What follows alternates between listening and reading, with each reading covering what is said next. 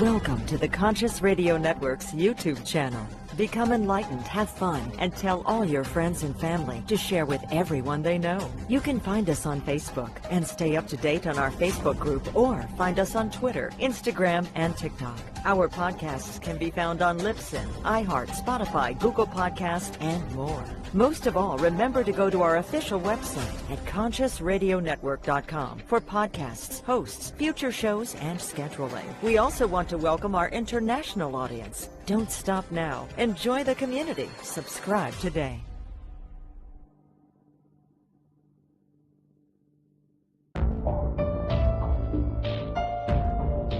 This is the Conscious Radio Network.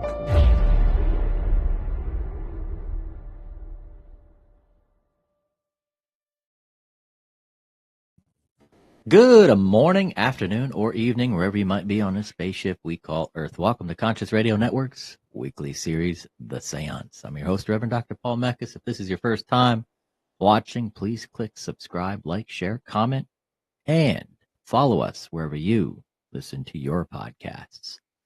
Transform limiting beliefs to create lasting success.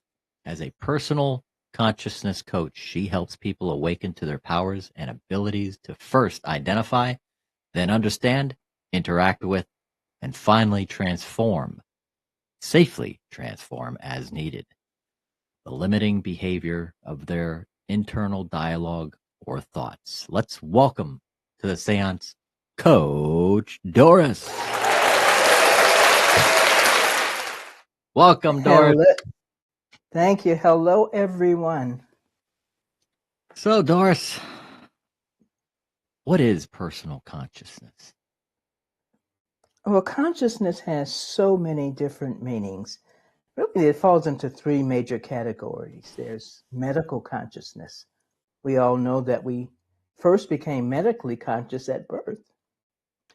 And there's spiritual consciousness, which is part of some religions. And that is your connection to your source, whatever you call that source. But personal consciousness is our very personal, very private inner world. It's really the journey of the development of the human mind, the mind that now resides within us and manages us. And that's done unconsciously until you become aware of it. And I call that personal consciousness. Yeah. And and there's a point in our lives too. I mean, when we're born into this world, and at that moment that we're aware of ourselves. We're aware of. Is there like a particular moment? I think the timeline differs between everybody. That moment. Well, this is true. I remember being an infant, and so some people can go further back, at least in flashes.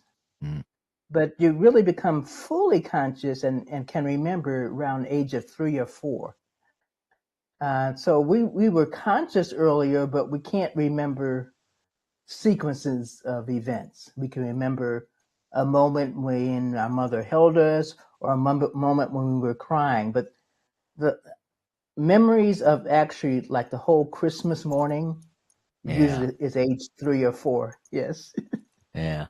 And we all see those moments too, like when we have we first put the toddler or the baby in front of a mirror, and they see themselves in the mirror for the first time, and you get to see the look on their face of just like, first it's either like just bewilderment, like, who is that? I know, it's sort of like that's just an image to them. They can't believe it's actually them. They don't know. I don't think the first time that they're looking at, they find their feet more fascinating than their face. Yeah. Yep. Like a dog sees its tail or a cat sees its tail for the first time, and they start like, what is that? What is that? So consciousness, right, does not it begins in infancy, but when I coach people, earliest memory of something happening, and that's usually age 4 or 5. Yeah. And there's also times in our lives, even through adulthood, throughout our entire lives, we look at ourselves in the mirror and we see Yes. something different. There's times that we just like, who is that? We have that epiphany, like you look in the eyes, it's like looking into the soul, and we recognize something. And that's an interesting point too. It's like, whoa. This is true. This is true. So what is the science behind personal consciousness? Well, every psychologist, the ones that have a PhD, are allowed to write their own dissertation and create their own theories. So there are lots of different theories, but I focus my research on the ones that are the most practical and easy to understand. And so the work of Dr. Hal and Sidra Stone, who spent 35 years really moving around the world to confirm personal consciousness and how it impacts people differently in different cultures. Mm-hmm. And they wrote at least 30 books, maybe 35 books about personal consciousness. And I studied, actually, Hal Stone died last year, or really right after COVID started. Oh, wow. So he's passed on, but his books, still live. And his daughter is continuing his website. And so his work lives on, and I've learned from his students because he lived in other countries. So I never traveled and met with Hal and Sidra Stone. But their work around personal consciousness is the one that I think is most impactful and easy to understand, because they came up with methodologies that help people really begin to interact with dimensions of their ego. And they call those dimensions selves. And so I became trained in voice dialogue, and I facilitate the learning of understanding how to interact with, not just talk to, but listen to the response of the mind. Yeah. Your mind knows more than you consciously knows, because it knows your history. It knows. And so you can dialogue with and get insight. You go, oh, yeah, I remember that. I remember that. Huh. Now, So this has lots of meanings. yeah. The this internal dialogue. I've Yes. talked about. I had on one of the broadcasts I was with a neurosurgeon. Yes. And he had asked a question. I don't think this is like after the show. He mentioned something about he asked me, he's like, have you ever listened to yourself? And at first I'm going, you mean like talking? I'm like, no. Have you ever listened to yourself think? That internal dialogue. Yes. And what it's actually saying to you. What do you listen to and what do you not listen to? How important is that? Well, I would say it is extremely important, because I have negotiated with my mind. I have gotten new agreements with my mind. And once you actually have that experience, then you have the power to really sort of, you can't change your life, but form how you experience your life.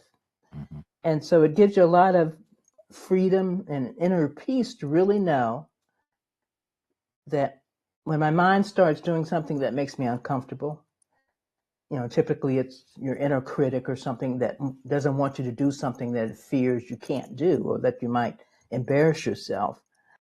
And if you can talk to your inner critic, understand why it's doing what it's doing, and negotiate some changes in how it interacts with you, that can change how you experience day after day. And so it can be very powerful. It's subtle. It's not like you can change your life. Yeah. But to change how your mind talks to you, that changes how much you can move forward and break free from the things that are stopping you, all those voices that are stopping you. Yeah. It's almost like there's this polarization going on where we're listening to this dialogue, and on the outside, we're kind of going, okay. And we're having a Yeah, we typically conversation. ignore it. We typically ignore it, or at least Yeah. I do. We, Yeah. we typically ignore it, and until you recognize that it's stopping you from doing something you're very capable of doing and would love to do, and that's often when you stop and go, well, why can't I move ahead? Why do I keep getting drained and confused and distracted? That's because your mind is trying to stop you from doing what it thinks you might fail at. Yeah. Even if you're willing to fail, your mind doesn't want you to. And so when you can dialogue with it, negotiate with it, find out, well, if I do this and I don't do this and I don't spend all my savings, can I move in that direction? And your mind will go, yeah, as long as you're safe. Yeah. Yeah. Because our Safety. mind is designed to protect and serve us. Mm. And if you can convince your mind that you're moving in a way that protects and serves you, it will allow you to do things that it would not otherwise allow you to do. Yeah. Now It's that's that. hard to believe. That's hard to believe for most people. Yeah. That it serves as a safety override switch.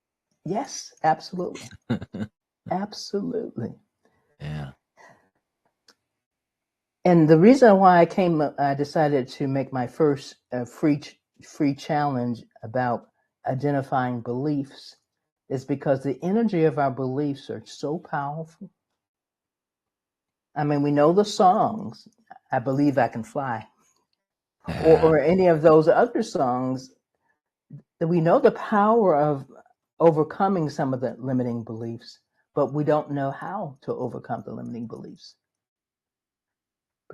But first you have to identify the limiting beliefs. And that's what my free 5-day challenge was designed to help people do. Identify it. If you identify it, you can clear it. Mm. But if you don't identify it, you just think, I don't know what's holding me back. And so I'm trying to take, the work of the psychologists like Hal and Sidra Stone and make it practical and usable for more people. Yeah. Putting it in layman's terms and helping it for the masses. And that can create some anxiety. So I'm building into some of my programs some anxiety reducing activities, because bringing up some things from your past will create some anxieties. Mm. But I can help them make it temporary. Yeah. Now we always seem to, we are always our worst or best critic. And I've always talked about this for a long time is, we sabotage ourselves all the time just by thought, Yes. by, either ignoring that internal dialogue or maybe listening to the wrong thing. How do we Yes. know that what we're listening to is kind of like heads or tails? It's taking that gamble. How do we know that one particular thing is that direction we should go?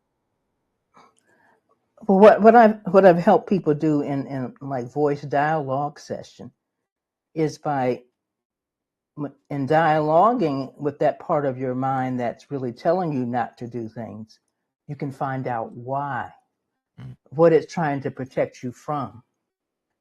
And when you understand why your mind is doing what it's doing, because it can do everything from create pain in your body to distracting you to draining your energy, changing your moods. All kinds of things can go wrong when your mind is trying to protect you. Yeah. But by dialoguing with your mind and on a day-to-day basis, you begin to understand why it's doing that. And when you understand why, then you can go, well, how can I negotiate? I won't let that happen. And here's how I'll do it. Because convincing your mind that you're safe allows it to allow you to do what you really are here to do, Yeah. capable of doing. But if your mind doesn't think you can do it, it will do everything. I mean, everything to stop you. Mm. I mean, everything from it's something you knew. The first time you want to get married, the first time you're having a child, the first time you want to change jobs, your mind is going, you could fail at this. And of course you could. But if you've taken all the steps to prepare to do that, your mind doesn't understand that. Your mind just knows you've never done this before. And dialoguing with it and letting it know, I've got the education, I've got the training, I've got the experience. And if this happens, I'll step back. Or if I can't make enough money, I'll get out of that field, or whatever your mind is really saying, that it's important that you have a plan of protection. It will quiet down. It will quiet down. Yeah. Because your mind's energy is as alive as you are. It just doesn't have your body. But it's got enough energy to stop you. Or to quiet down and allow you to do it. Yeah. I've changed some of my mind's energy into advisors. When it wasn't a critic, it's now an advisor, where it suggests, here's some things you need to do. Doris, you don't need to do that. Perhaps you need to find a partner or a podcast or something. It suggests things rather than criticizing, no, you can't do that. It changes really that internal dialogue, which actually changes your life. Yeah. Yeah. What seems to be I want to touch a little bit on ego.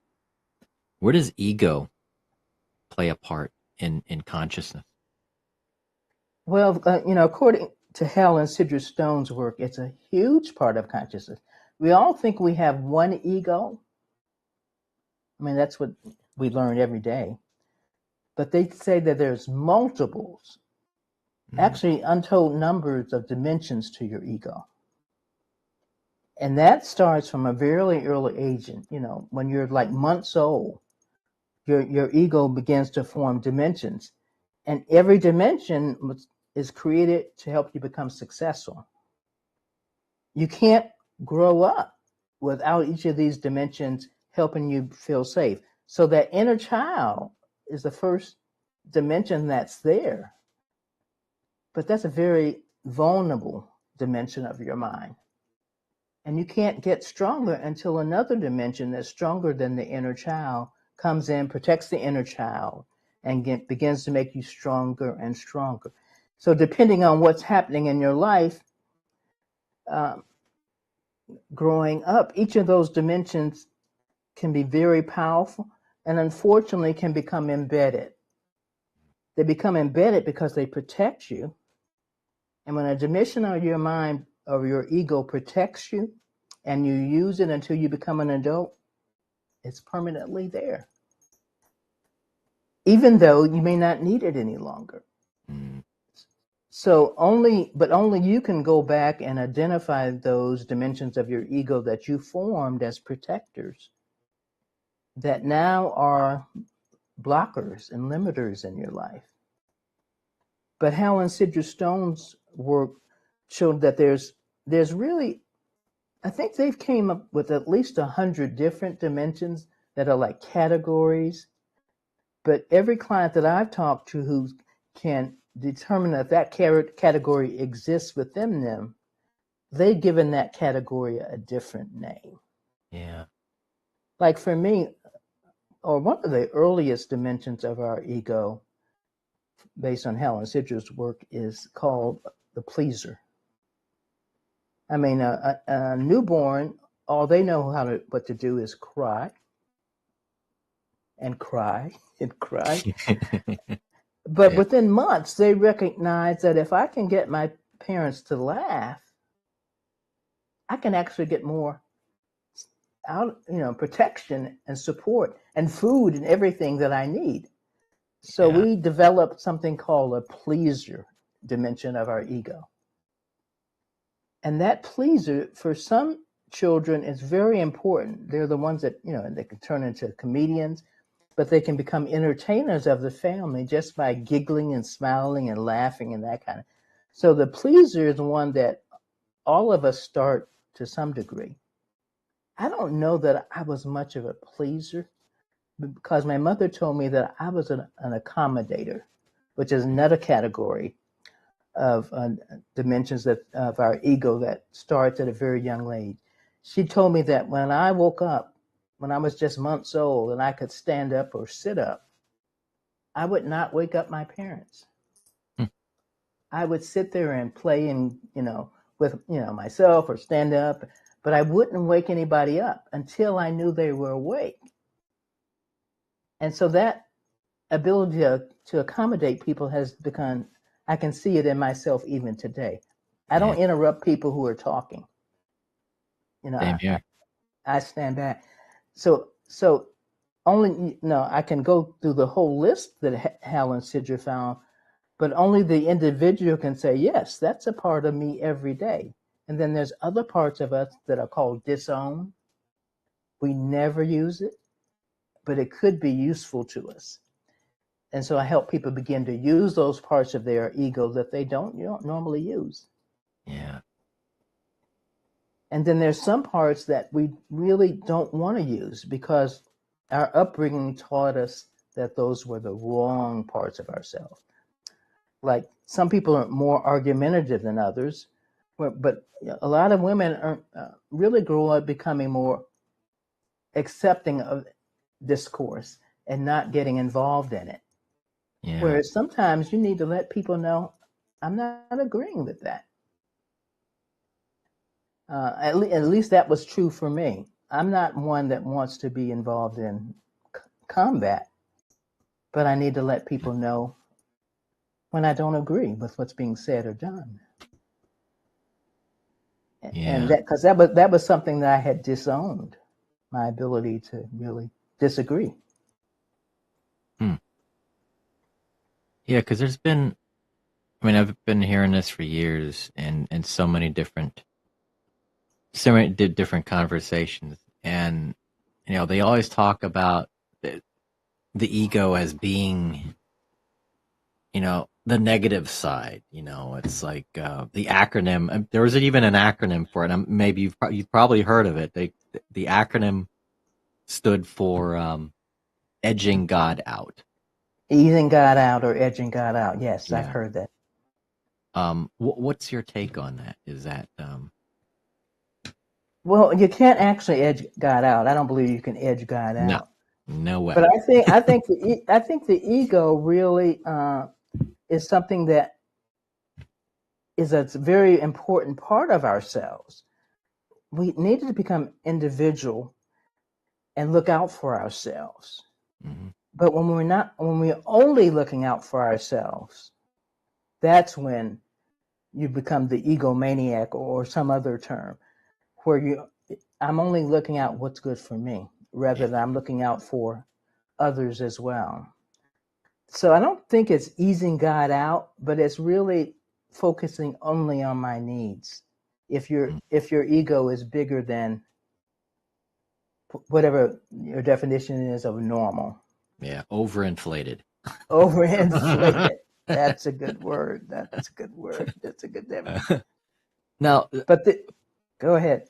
What are some of the signs where some people should be conscientious to where it can be dangerous to where, feeding somebody's ego or somebody feeding their own ego to where it's like, okay, hold on, I gotta back away here. It's getting too dangerous. Well, I don't know that there's a perfect solution, but what I found with my clients is that the more they understand their ego and the dimensions that are working for them and the ones that are not working for them, they're the first one to tell you, oh, I've become too negative. Yeah. Or I shouldn't have said that. Because they can then recognize that's just a part of me that's doing that. That's not who I am or who I want to be. How about that? That's not who I want to be. But once they recognize the different dimensions of their ego that are, as Hal and Sidra call it, driving their psychological car, Mm-hmm. Who's in the driver's seat, then they recognize when they're overreacting or underreacting to something, and really leaving other people out of the solution, other people's needs out of the solution. So that's one of my favorite areas to help people really understand, is identifying those primary parts of their ego that are actually driving them each day, and evaluating, are they really working for me and for my friends and family and coworkers, everybody, Yeah, when it because starts. you're the only one that can evaluate it. I mean, other people might tell you got your ego is inflated, but you're the only one that can actually control it. Yeah. Yeah, when you start to see certain things in your life start to disappear, friends are starting to disappear, your Yeah. relationships are starting to go on a downward spiral, and hopefully that your ego's not in the way, that you don't recognize that. Well, yes, we've seen some people who don't recognize that. Well, I mean, Mm-hmm. we all know them. We all know them. Yeah. That they think it's you, it's y'all. Yep. Now, you asked me the other day about the Science of Mind Church, Yes. and that is actually my church.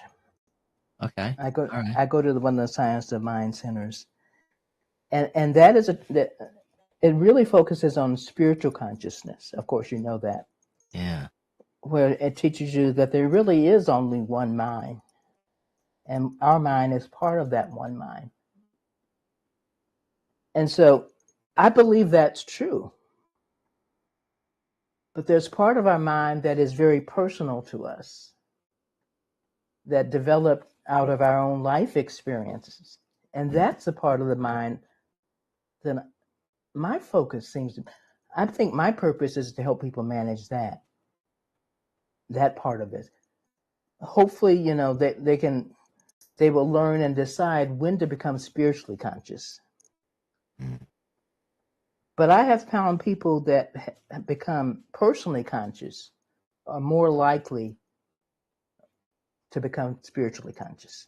Because Yeah. once you understand the power of your mind, you know that, oh, I'm not in charge. There's something bigger than me Mm-hmm. that's running Yeah. our lives. There's something divine. There's something larger and divine about it. And I've Yeah. heard this too. It's like we are the that we are all collectively the experiences of God. Yes. Yes. And when you start to look at that at a quantum, I've always been interested in quantum physics and quantum mechanics, but when you I start can barely spell it, but yes, that's yeah, right. When I start looking at this at a quantum level and a scientific level, it's mind blowing. It's like, whoa. But it's yeah. I fascinating. mean, man did not design human's mind. In fact, we're just beginning to understand the human mind within our lifetime, Yeah. and so it's not our doing. We don't have control over it, but we can understand it to a greater degree than most of us understand our mind. Yeah. Some of this neuroscience.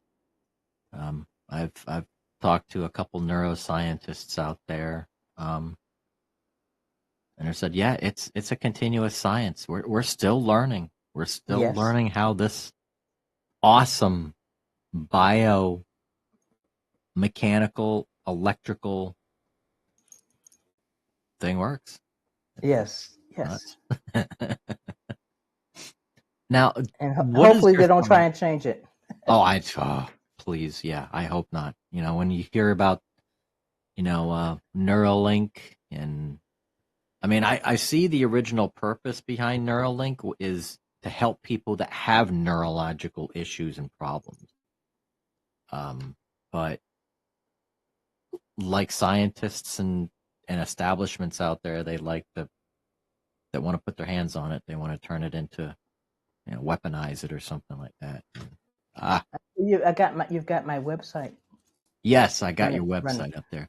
And that begs the question too. Let's segue into share your information with the audience, how they can reach out to you. Okay, on my website, deepcoachingportal.experientify.io, I indicate all of the services that I offer. Some of them are active, and some of them are inactive because there's so much that can be done, but I'm only one person at this time really helping people with us.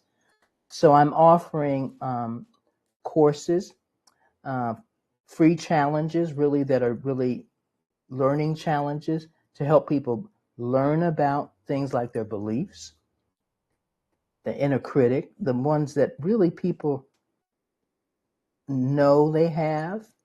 Mm-hmm.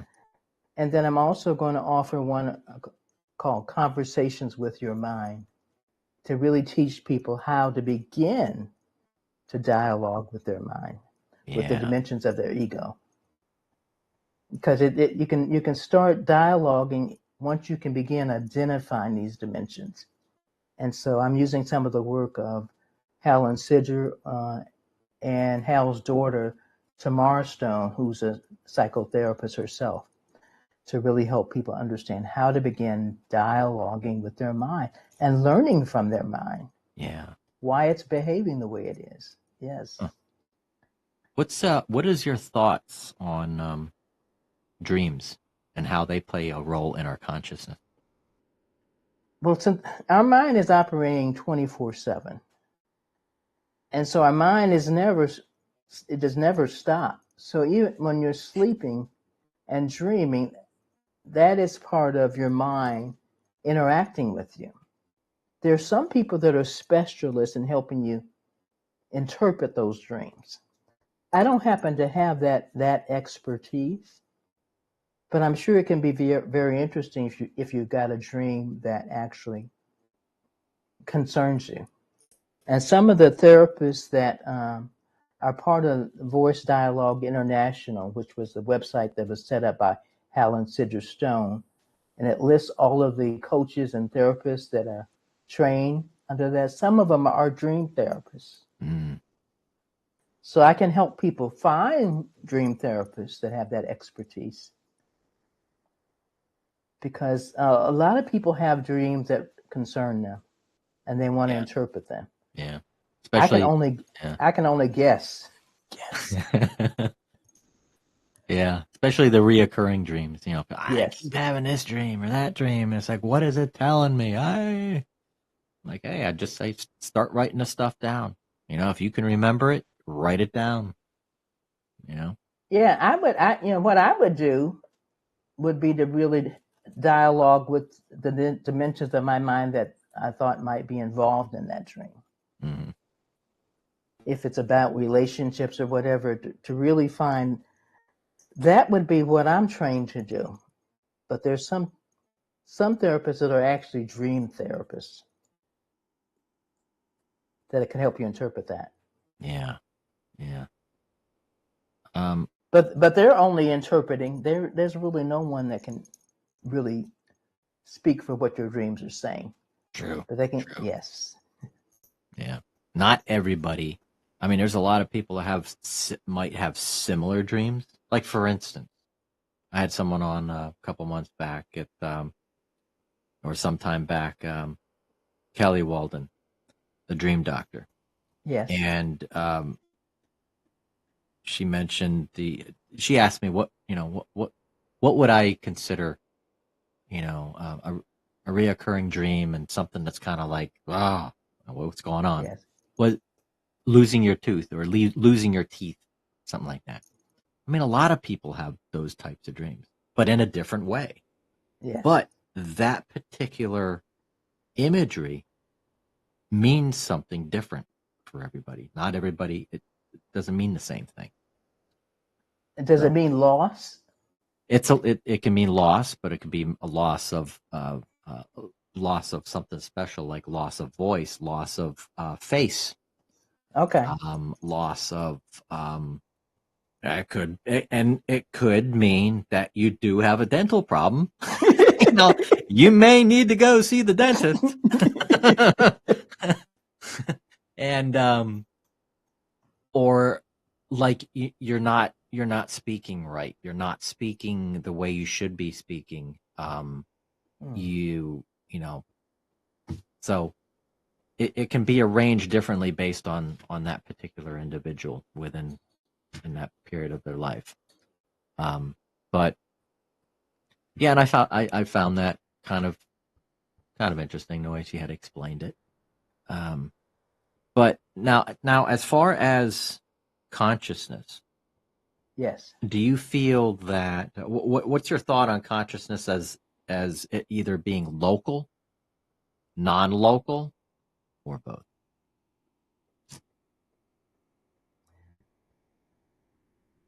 I'm not sure what you mean by the word local or non-local. Maybe I'm getting into the quantum aspect a little bit too much. So, man. Well, there's been a discussion for some time that people are thinking that consciousness is a non-locality, that it is actually it's out there, it's part of the universe. But then there's also a thought that consciousness is kept as a local attribute of the self. Well, I would say anybody that you ask to say, where's your mind? They're going to typically go outside of their body. Yeah. In their expression of where their mind is. Yet, it is within our body as well. I think the mind-body connection really sort of answers that question. It is both within your body and outside of your body. Yeah, yeah. The spiritual consciousness. Yes. There's a local connection. I know for me, one of the things that I often get asked when I go through my course that helps people understand the dimensions of their mind that Helen Sidru named as the selves. People always ask, well, how do you know when God is talking to you versus your mind is talking to you? Mm. And unfortunately, my answer is, I can't tell you. But one of my teachers collected from their clients all the ways that their clients found that they distinguish between God or source talking to them and them talking to themselves. Yeah. And help them really choose for themselves. When do you know God's talking to you? Now, for me, and I want to hear your story as well. I often get input through my heart. I have thoughts that are in my mind, but there are some thoughts that I know are coming from the center of my body, from my heart region. And there's sometimes it's like it's not my idea. That just came to me. I can't even think of that. I didn't know that existed. Mm-hmm. So, it's like that wasn't me figuring that out. So have you ever had a thought you go, where did that come from? That's not me. Yeah, I feel that is that's an attribute of, and what you just explained, of what spiritual mediumship, or someone who's a medium. We say as a medium, oh well, we are a conduit of spirit, kind of like that telephone trying to give a message to somebody. So what are we actually tapping into? Is that spirit coming forward, coming closer into our energy and giving us information, either verbally within our mind? Are they giving us symbols that we can see in our mind's eye? So we're kind of like having this conversation with the spirit realm or God. So I've had those a lot, especially if I'm sitting down at in a session doing a reading for somebody. I don't know that person, never met them before, And as soon as I sit down with them, I don't ask them any questions. I sit down and I start getting information. I pull, imagery. I'll get images. And when you say about the heart, I feel stuff. It's like I feel the impression of a particular instance or thing or event, and I'll try to explain it in words to that person. And as the information starts coming in, I got to deliver it, because if I don't deliver it, I'll forget it. So it's almost like a part of the mind shuts off, and I deliver the information until it's Well, my teacher that taught me how to clear people's beliefs, he talked about how he learned to do that. It was a download. Yeah. And you're speaking in terms that sound like a lot of what you do is like downloaded through you. Mm-hmm. You didn't have this list of questions. Exactly. It's coming to you through just being there with that person. Yes. Yeah. Yeah. Yep. It's incredible. It's incredible what our bodies can do. Yes. Acting as a conduit for anything. I mean, I've actually changed what was going on physically in my body with my mind. Now, probably a lot of people have done that, but it's never been measured. Yeah. By medical. But mine was. I had fluid on my brain, and this was after an aneurysm, right? So I was like, when the neurosurgeon says, I want to do another brain surgery on it, it was going, oh, hell no. I don't want another brain surgery. Because why just put a little, tube in your brain and drain it? Yeah. And I was totally against it. And he said, well, I'll give you 30 days. 30 days. When you come back next time, if the fluid is still there, we're going to have to do something. Yeah. And fortunately, I was in rehab at that time because I was overcoming the aneurysm, the surgery from aneurysm. And I had a cognitive therapist, and she said, Doris, I can teach you how to do that. Clear the fluid from your brain. I'm going, what? Can't do that. She says she didn't tell me the term. I now know it was psychoneural immunology is what the new field of medicine, where through visualization. Yeah. And she didn't give me the visualization. She gave me how to do it, and I would create my own vision of the fluid leaving my brain.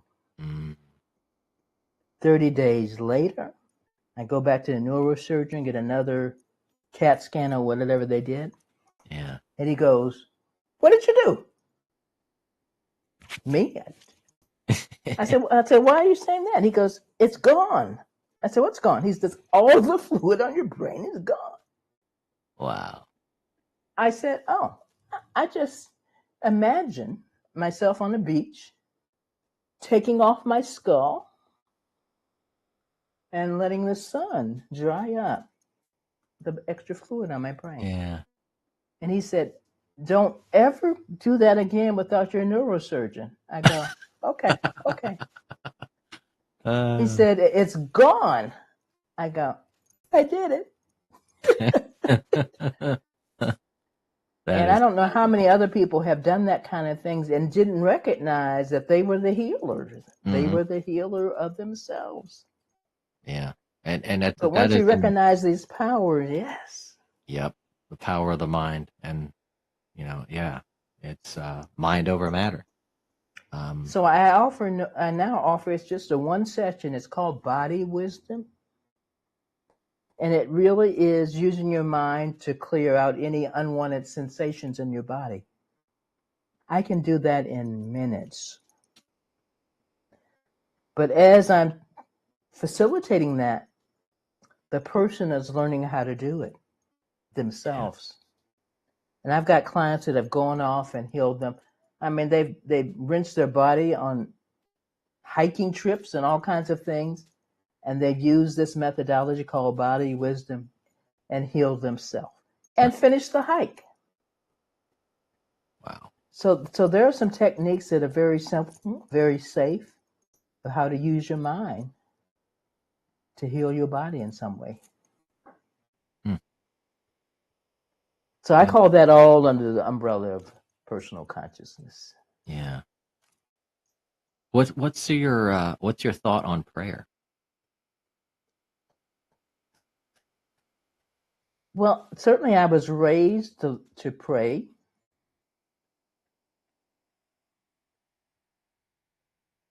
But I would say now I'm at a point where it's more of a dialogue with God. Mm-hmm. I feel like I get answers back.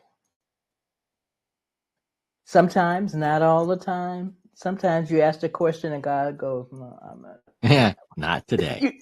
You figure it out. Not today. So yes. So prayer, I think, is very important to start that with children, for them to really just start interacting with God. Mm-hmm. You know, as part of it, almost every religion. But over time, you know, as we become adults, we really figure out, what is my way of interacting with God? Yeah. Is that through prayer? Is it through asking questions and waiting for answer? Is it really just thinking I know that's something God wants me to do? I can feel it in my heart. It's all of those things works with different people at different times. And sometimes they call it prayer, and sometimes they call it spiritual guidance. Mm-hmm. Yeah. Or meditation. And meditation. Yeah. Absolutely. Be silent. So I don't discount any of those ways, you know.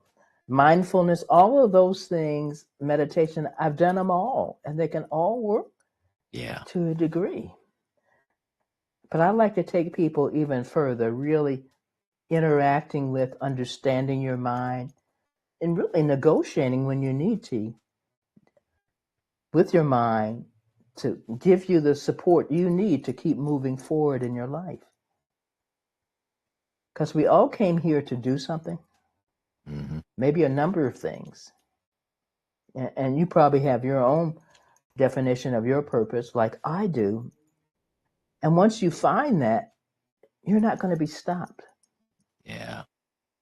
You're not going to be stopped. I mean, you'll change if you need to, or if, you know, some disaster happens in your life, but you'll come back to it because it's who you are. Mm-hmm. Yeah. And who you're meant to be. And if people find that, they're less likely to be egotistical and all the other things that really create wars and all kinds of things, to really think, you know, we're all here for a reason. Yeah. There's a purpose to everything. There's a purpose to everything. Mm-hmm. So to wrap up the show, we were getting close to the end. There's never an end. It always keeps going. What would you give to our audience today as a takeaway? Well, I would say that personal consciousness is your superpower. And it becomes your superpower the more you understand why your mind has formed its behaviors and what it's trying to help you accomplish. And if that's not what you're trying to accomplish, perhaps your mind would understand. That was what I wanted to do when I was younger, but now I want to do this. And here are the things I've put in place to make that happen. You can negotiate with your mind, and I need your support to move in that direction. And I will protect myself. I'll be safe. And if I'm failing, I'll step back, negotiate with your mind, and it will support you. If it's doing something to hurt you or block you or make you feel like you're less than you are, join me in the conversations with your mind and learn how to dialogue with yourself. Mm-hmm. The things that make you go, Absolutely. There's things we don't know. Yeah. Let's learn what we can. Absolutely. Well, this has been interesting. I hope some people have gotten something out of this, and that more and more people will come to my website and look at opportunities to deepen their understanding of their own mind, because only you can understand it. Yep. I can teach you the methodologies, but you're the only ones that can really interact with your own mind. Exactly. You got the power. Yep. And I would definitely entertain the idea to have you back on again sometime.